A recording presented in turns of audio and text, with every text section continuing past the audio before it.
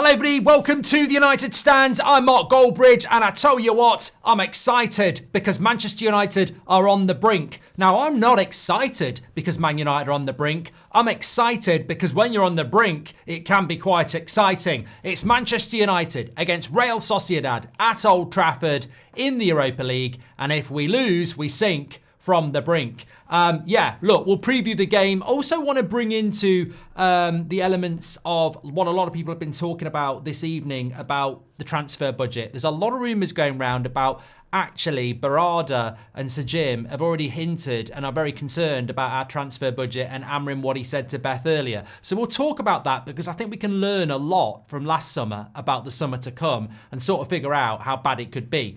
But dreams can come true, Gabrielle once sang, and probably still sings. But the point I'm making is I'm excited about this game. Jeopardy, season, all comes down to this. And look, I don't want Man United's season to be about a last 16 game against Real Sociedad in the Europa League. But you know what? I want to be in the Champions League. I want to be in the Champions League spots. I want to be fighting for cups. But sometimes you want lasagna and you haven't got it. And you look around the cupboards and all you've got is a few Rice Krispies. And you pour it in a bowl, you put a bit of milk on it, and actually, it's quite good because you're hungry and you quite like Rice Krispies. And I feel like that about the game tomorrow. It's not what I want. It's not what I want, but it's what I've got. And I tell you what, I'm going to damn well enjoy it, and I'll certainly be agitated, excited, and nervous in a game that we know football. We saw it with PSG and Liverpool last night. Things can go wrong. We can't put the ball in the back of the net. They get a goal. We go to penalties. It goes to extra time. Someone gets sent off. I've seen it all before. I remember Sir Alex Ferguson's last Champions League game at Old Trafford against Real Madrid. We were the better team. Nani got sent off for something ridiculous. We ended up losing. That was his legacy. Not his legacy, but that was his last game in European football as a Man United manager. So things can go wrong. There is no foregone conclusion. And I think, thankfully, complacency shouldn't happen, because if we lose this game, it will be because we didn't play well, or they were better than us, or there was some sort of external factor from a referee or a red card. I don't see any complacency because the players surely know that this is what the season's all about. Sociedad at the weekend lost 1-0 to Sevilla, which was a mid-table clash. Zubamendi was back. Remember, he didn't play last week, and he's expected to join Arsenal in the summer, or certainly come to the Premier League. Very good midfielder. So they'll be strengthened, but we're at Old Trafford. They don't score many goals. Remember, I said this on the preview last week. Their scoring record is horrific. In 27 La Liga games, they've scored 23 goals. In context, Athletic Bilbao have scored 45. Atletico Madrid, who don't score many goals, have scored 44. Even Betis have scored 35, where Anthony is. So they just don't score many goals. And if you look at last week, the goal they scored was a penalty that we literally handed to them when Bruno handled it. So I think that looking at how they played last week, we should be on the front foot. We have started to create more chances. Yes, we missed a few against them and Arsenal, but we have started to create a few chances. I think we've got to win this game. We've got to win this game, and I think we will win this game. I think the team sort of picks itself. We know we don't have Yoro, we don't have Maguire. You could put Heaven in there instead of Lindelof. I don't mind if we do. I just think he will go with a little bit more experience. I think he will go for Lindelof with Heaven, maybe a bench option in the second half again, because I think that you're going to have to make a sub at some point. I'd probably actually say to you in the chat, I'm pretty sure everyone's saying Heaven, Heaven, Heaven, and have been saying Heaven, Heaven, Heaven for ages. I agree. I probably would go Heaven, but this is my predicted lineup as to what he will go with. And I think he will go with Lindelof, De Ligt, and Mazraoui as the three. Onana will be in goal, of course. Dalot on the right, absolutely nailed on. Dorgu on the left, absolutely nailed on. Bruno in the midfield, I think, is important in a game like this. I'm not overly enamoured by Bruno as a holding midfielder or as a pivot midfielder. I don't think it's a good idea. And I may get proved wrong because Amorim's going to keep doing it. So if I'm wrong, we're going to keep failing. So hopefully I'm going to be wrong about this. I'm not saying it can't work. I just don't like it. But in a game like this, where we don't have Mainu, I'd rather not play Casemiro. Eriksen's sort of past it. He's the best option in that position. And also, I think in a game like this, you want his leadership, experience, whatever you call it, in the middle of the pitch, taking the ball off the back foot and trying to conduct the people ahead of him. So I think it's the best place for Bruno to be, in the middle. Agate next to him has to play. I think it's worth the risk. I don't really care if he can't play against Leicester. I quite like him to miss the international break, if I'm being honest, because it's travelling all around, isn't it? But this is the problem when players, you're trying to get them back for big games, and then you get them back, and then that means he's available for Uruguay. But that's something else. He's got to play this game. Leicester on Sunday night doesn't matter if we don't win this game, and it doesn't matter really anyway. And then the front three, Garnacho, Xerxes, Rasmus, again, sort of picks itself. There are question marks, of course, but Obi Martin's not available, and I actually don't think we can do anything else. We saw Eriksen play that role last week against Arsenal, and he doesn't really have the legs for it. I'd just go with that three. And the scary thing is that if that front three doesn't work, there's literally nothing on the bench. So it's just ridiculous, the position we're in, really. That's the way to go. I have a feeling Rasmus is going to score, which is a hot take considering he hasn't scored for ages and a lot of people are writing him off. But I have a feeling that Rasmus is going to score. I have a feeling that I might be saying his first name 3 times tomorrow, happily. I hope I'm right, but I don't care who scores the goals tomorrow. We've got a win. I'm going to go with a win. I'm going to be buzzing tomorrow, looking forward to it. And I think once it kicks off, the jeopardy kicks in, doesn't it? It's the biggest game of our season. It shouldn't be the biggest game of our season, but it is the biggest game of our season. And I think tomorrow night we'll really feel it. When you look at the season so far and it all comes down to this, obviously you can build it up even more. But unlike last week, there is a second leg. This is it. I think Old Trafford isn't the fortress we would love it to be. I think it's very much a place that people can come and express themselves. We've been beaten many times over the last couple of years at Old Trafford. It sort of started, didn't it, Christmas, the last Christmas of Ten Hag, where after Christmas we just had teams just playing through us all the time. We've had it this season with the likes of Bournemouth and Crystal Palace and Brighton. So Sociedad technically can cause us problems, but we've got to get hold of the ball.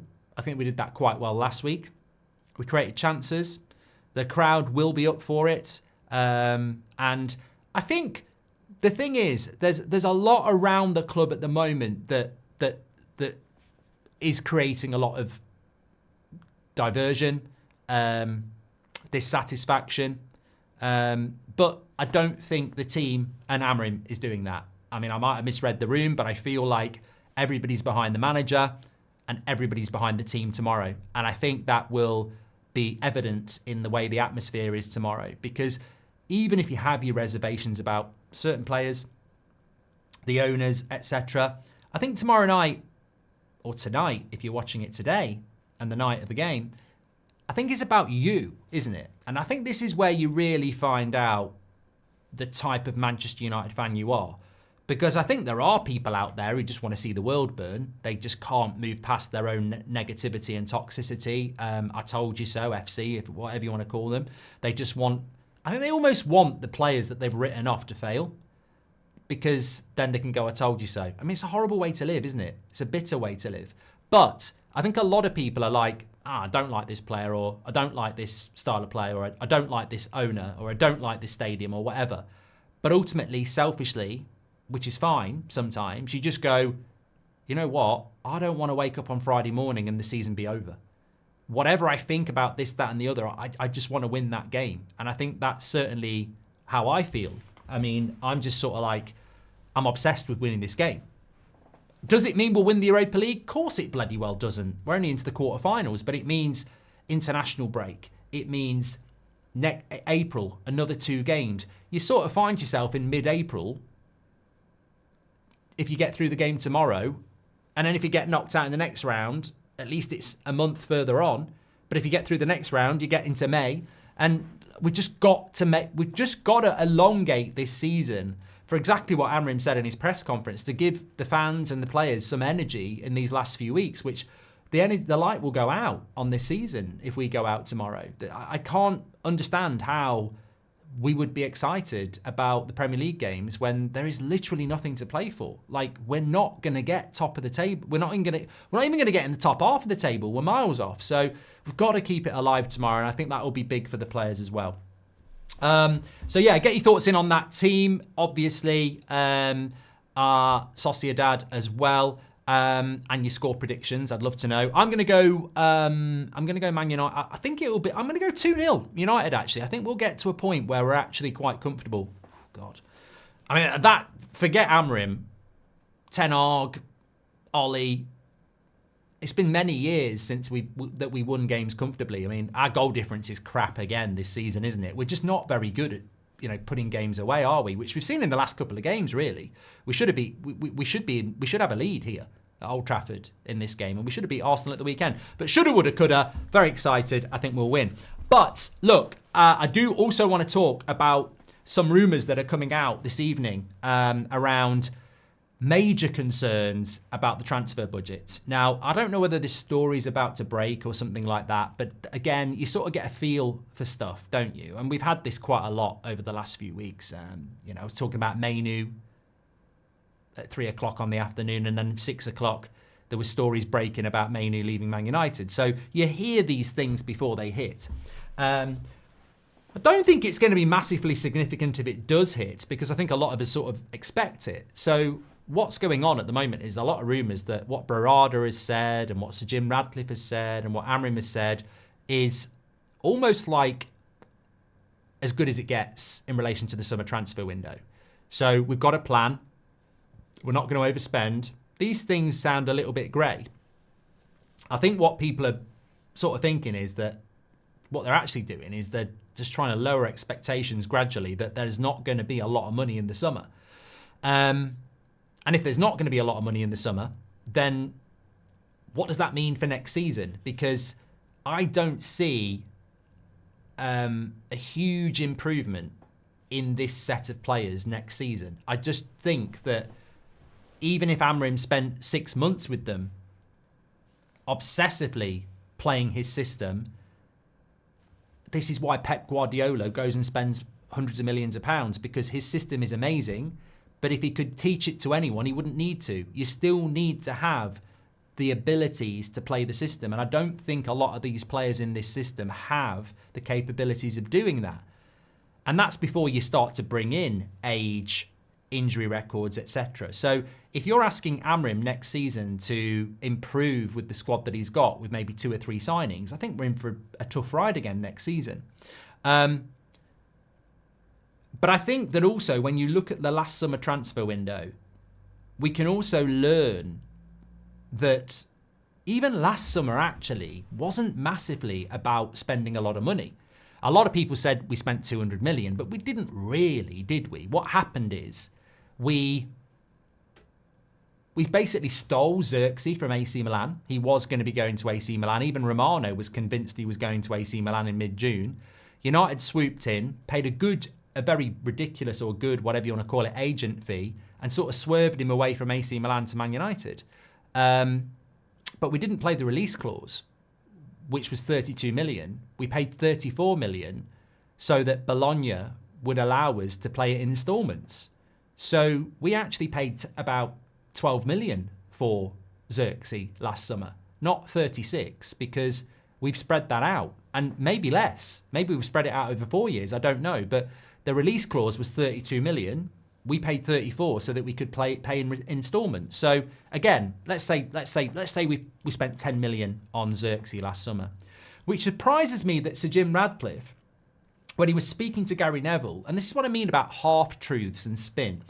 So, and it's going somewhere, because what I'm trying to make out is that last summer we didn't actually spend as much money as you think, because people don't figure out transfer windows properly. They go, oh, 34 million on Xerxes, 50 million on Euro, 40 million on De Ligt, and 15 million on Mazraoui, and then 60 million on Agate. But that's not what actually happened.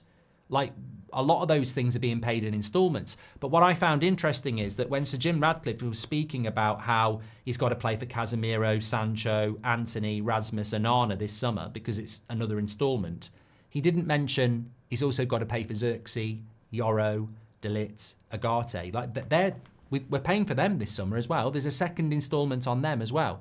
And he left them out, didn't he? Because obviously Ineos bought them.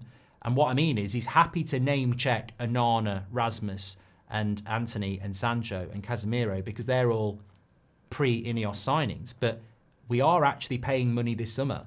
We're probably paying about 50 million this summer on Ineos signings from last summer, which I think was quite sly, clever by Sir Jim. So what I'm trying to say is that this summer transfer window could be quite concerning because last summer transfer window, we didn't spend that much either. So let's say we spent 10 million on Xerxes for installment 1, definitely about 10 million on Euro because that's a 5-year deal at 50 million. So that's 20 million. Mazraoui and De Ligt we wouldn't buy until we'd sold Wan-Bissaka. And Agate we wouldn't sign until we'd sold McTominay. Now, I don't know what the instalments on De Ligt, Mazraoui and Agate are, but you could argue that we bought 5 players last summer and spent 60 million quid. Because if their instalments are all around 10 million for year 1, we spent 60 million last summer and we probably made on transfers about 20 if they're done in instalments as well. So our net spend last summer was about 40 million quid, even though we bought 200 million pounds worth of players. So that is concerning because we've got to pay year 2 this year on all those players. But also, it sort of sticks a pin in the bubble of people who go, well, we spent £200 million last summer. And people need to understand that. We didn't. All 5 players' value add up to 200 million. But we know we paid instalments on most of those players. So we actually spent about 60, 70 million on year 1. But in year 2, we'll have to do it again. And in year 3, we'll have to do it again. So Sir Jim left that out. We know we've got to pay about £100 million in transfer fees for players we already own. That's got to be paid. If there's no European football, that's going to cause us a problem. You're still going to have your interest payments to play. Some people might be saying, well, where are you going with this? Well, I think intelligent people know. I think there's genuine concern about the summer transfer window because we know we're in financial issues. We know we've got a lot of transfers to pay already. And actually, last summer, we didn't actually spend that much when you think about what we did in year 1 on instalments. So it just be wary of that, especially over the international break, sort of coming out that United's concerns are. Look, on the other hand, if you've got £70 million in your pocket, you could do it again. You could buy 3 or 4 players and pay £15 million in year 1. Problem with that is you're just stacking it up, aren't you? Next summer, not the summer coming up, next summer, we'll still be paying about 12 on Xerxes, about 10 on Euro, and maybe still on Agate. So that's another, 30, 40, maybe 50 million the summer after this that you're still paying for Agate, Euro, Xerxes. All this adds up. And this is why when people say, oh, if we've got 50 million, we can buy 3 or 4 players. Well, you can. But let's not forget, we've been doing this for years. It just keeps, the price keeps going up every year. Because this summer, you're paying year 2 on Agate and Euro and everybody else. But you're also paying year 3 on Rasmus and Onana and Mount. And then next summer, you'll be paying year 3 on Agate, Euro, etc. and everybody else that you bought this summer. So it just keeps stacking up, and it's the hidden cost of football. And we haven't got a magic way of finding money. Revenue helps you with that, and revenue is going to drop if we don't win tomorrow. So I think it's an interesting point. Anyway, look, might have been a bit heavy for you there, to be fair. Look, it's such a big game tomorrow. Really looking forward to it, and I hope that we can get it over the line. Because I actually find myself, and you're probably in the same position as you well, I find myself unable to comprehend the alternative. And this very rarely happens. Like, I literally cannot imagine not being in the Europa League on Friday morning. Like, I can't imagine the season being over on the 14th of March. And don't try and tell me it's not. Even under even under Ten Hag last season, or was it Rangnick? No, Rangnick. Even under Rangnick and all those games we were losing, we still managed to like scrap and scrape our way into the Europa League, didn't we? Even last season, we still had the FA Cup where we avoided the Conference League. So you just wouldn't. We've been quite lucky at times in the last 2 or 3 years. I know the season where we got top 4 and we got the Carabao Cup under Ten Hag in year 1 was good. But the year before that with Rangnick, we scraped to the end and just managed to get Europa League. Last year, we scraped to the end and won the FA Cup and got in the Europa League. This year, this could be the worst of the lot. It could be a season over on March the 13th. That's still 2.5 months away from the end of the season. Oh my God. Oh my God. I'm talking myself into depression. Imagine that. We go out to Sociedad and the season's over 2.5 months before. Oh God, no. We're winning tomorrow. We've got to pump it up. We've got to pump it up. The players have got to deliver.